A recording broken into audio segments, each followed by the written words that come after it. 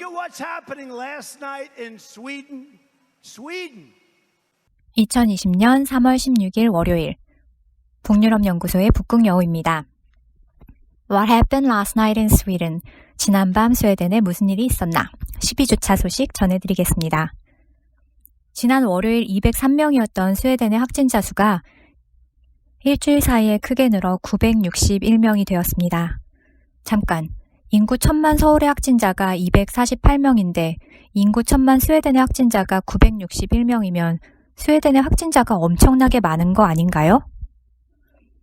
WHO에서는 인구의 크기를 고려하지 않고 나라별 확진자 수로 집계를 해 발표합니다.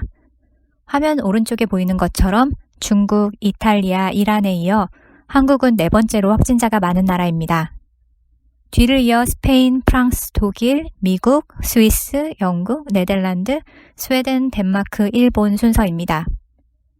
일본이 최근 발병이 시작된 유럽보다 뒤에 있다는 점도 놀랍지만 인구가 대한민국의 10분의 1 수준인 노르웨이나 덴마크, 인구 1000만이 안 되는 스위스의 확진자 수가 10위권 안에 든다는 점이 놀랍습니다. 만약 인구 대비 확진자 수를 본다면 중국보다 유럽이 더 위험한 거 아닐까요?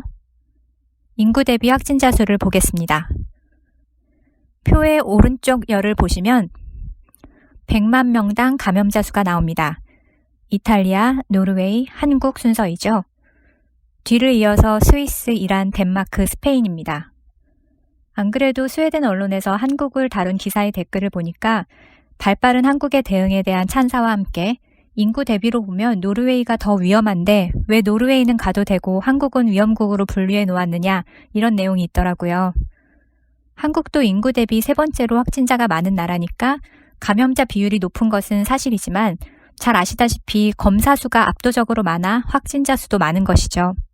오히려 검사를 하지 않은 나라가 블랙홀입니다. 스웨덴의 유력 일간지 다겐스 니에테르는 한국의 방역과 드라이브스루 검사, 투명한 정보 공개를 자세히 소개했습니다. 흥미로운 부분은 일본 전문가의 입을 빌러 한국이 대처를 잘하고 있다고 한 것입니다. 도쿄의 의료 거버넌스 연구소 마사히로 카미 소장은 이렇게 말했습니다. 다수를 대상으로 광범위하게 검사하는 한국의 시스템은 매우 훌륭하다. 일본은 검사를 충분히 하지 못하고 있다. 일본의 노인 인구가 중대한 위험에 노출되어 있다는 뜻이다. 가벼운 증상으로 스스로 감염된 줄 모르는 환자로부터 전염이 되기라도 하면 크게 앓거나 목숨을 잃을 수도 있다. 한국처럼 대응해야 한다.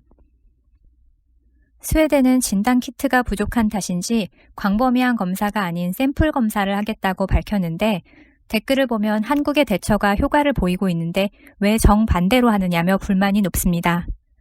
휴교를 진행한 이웃 북유럽 국가와 비교하며 정권에 대한 비판도 거세지고 있습니다.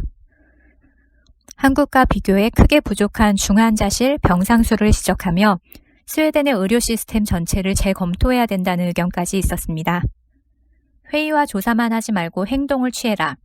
단호한 결정을 내려달라 이런 요구가 많았습니다. 북유럽 국가끼리는 통행이 자유로웠는데 금요일 덴마크가 스웨덴과의 국경을 봉쇄한다고 발표했습니다. 스웨덴은 아직까지 휴교령을 내리지 않고 학교별 재량에 맡기고 있습니다만 봄에 진행하는 스웨덴의 수능 시험은 무기한 연기한다고 밝혔습니다. 다음 주에는 스웨덴 정부가 좀 더 강력한 대응책을 내놓지 않을까 싶습니다. 일별 확진자 수를 보면 한국은 이제 안정세로 접어드는 것 같은데요. 마지막까지 방심하지 말고 잘 진화해서 세계의 희망이 되고 또 한국의 도움을 구하는 여러 나라를 도울 수 있으면 좋겠습니다. 이번 주는 여기까지. 여러분 모두 손 깨끗이 씻으시고 건강하세요. 더 많은 뉴스는 페이스북에서 북유럽 연구소를 찾으시거나 북유럽 연구소 브런치를 참조하세요. 여러분 모두 활기찬 한 주 맞으세요. 헤이도!